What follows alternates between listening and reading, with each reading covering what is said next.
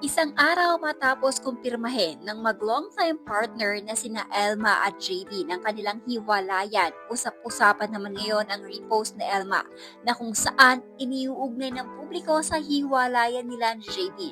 Bahagi ng repost ni Elma ay nakalagay, ang fame is the ultimate truth teller.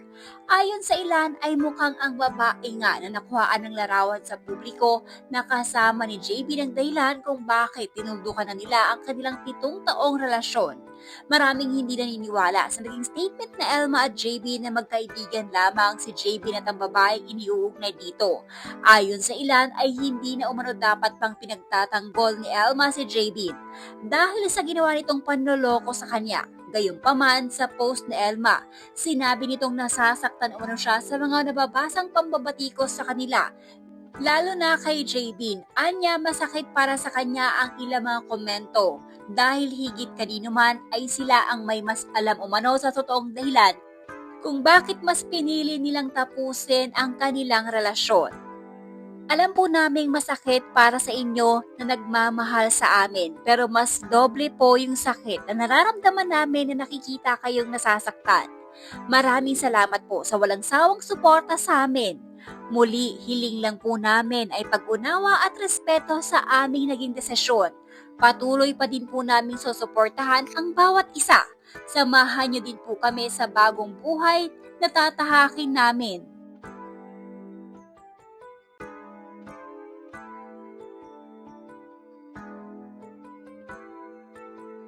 Muli po, alam namin na nasasaktan po kayo sa desisyon namin, pero mas nasasaktan po kami sa mga nababasa namin. Mahal po namin ang isa't isa, kaya masakit po para sa amin na may nababasang sobrang sakit sa bawat isa sa amin nang hindi po alam ng buong pangyayari. Hindi ko, namin po, ini-invalid ang mga nararamdaman at suporta nyo. Sana lang po ay maintindihan nyo kami. Hindi pa naman ito ang huli. Sabi ko nga po, hindi ko po alam saan kami dadalhin ng future. Pero sana kahit ano at saan po yon ay samahan nyo pa din po kami.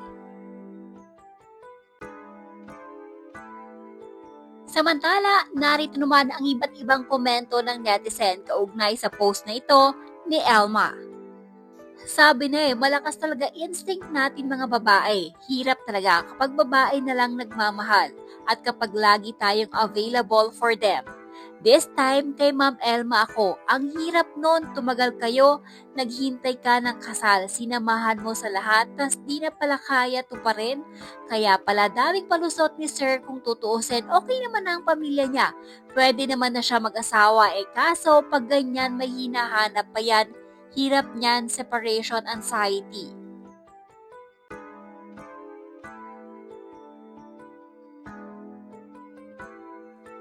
Pinapaalam at nagpaalam, pinagpaalam ay magkatunog pero may magkaibang kahulugan. Pinapaalam ay sinasabi mo lang without asking permission. Feeling ko may third party to, mabait lang si Elma na ipagtago pa. Those issues na lumabas, maaaring may katotohanan, walang sikreto ang hindi nabubunyag. Lalabas at lalabas yan. Nasa inyo na lahat at wala kayo para pag-awayan pa. May mga sariling pera naman kayo. Sa buhay, ilan lang yan kaya naghihiwalay. It's either tungkol sa pera or may nakakausap na iba kaya nawawalan sila ng pagmamahal at nagko-compare sa real partner. Hindi naman lagi ay mahal mo yung tao Ang pag-ibig ay a bed of roses. Pustahan tayo, meron niyang si G.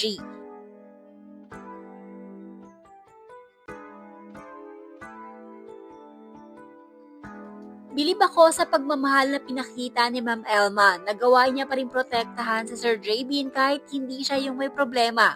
Para sa akin, yun ang greatest form of love na sinasabi ng iba. Yung mas inisip niya pa rin yung kapakanan ni Sir Jabin kahit siya yung mas nasasaktan sa kanilang dalawa.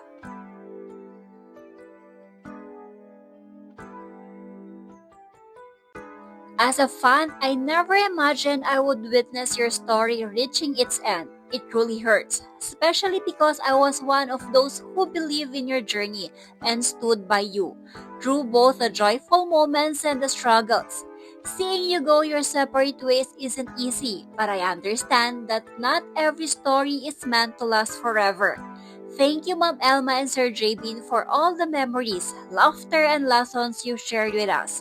You gave your supporters so many reasons to smile, and those moments will always stay in our hearts. Even if this chapter has already closed, the impact you made on your fans will never fade.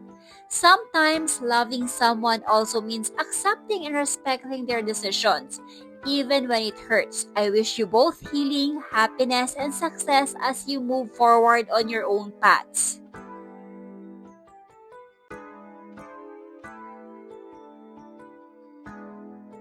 May mga relationship talaga na minsan hindi na enough na mahal nyo ang isa't isa. Hindi mo na din minsan mapanghawakan yung tagal na pinagsamahan para magstay together. Once nakaramdam ka talaga ng pagod or difference na noon sa ngayon, magagawa mo talagang bumitaw kahit sobrang sakit pa ng maging sitwasyon. Mahirap ipaglaban yung alam nyong mahirap na ibalik at buuin, lalo na kung di na tulad ng dati. We wish you both all the best in life. I believe na if kayo, sa huli kayo pa din talaga. For now, enjoy your life sa new chapter.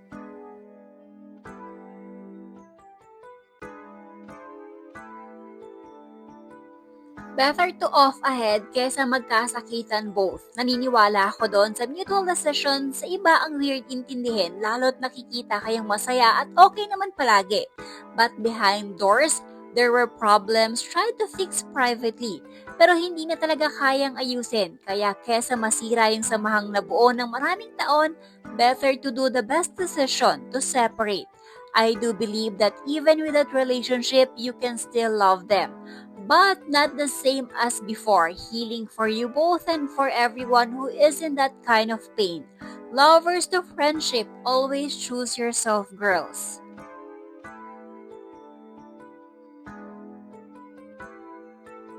When the love is gone, ang hirap ng ibalik yan, especially if both of you same feelings. May iba nga matagal na din relationship, years din.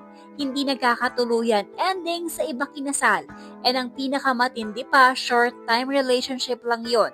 Kaya ang pinaka-importante talaga is respect each other. Next na lang ang love. It's okay not to be okay for now. Kaya nyo yan, strong kayo both. Better pa din, at least you both separated ways in good terms. Mas okay yon, hindi na toxic.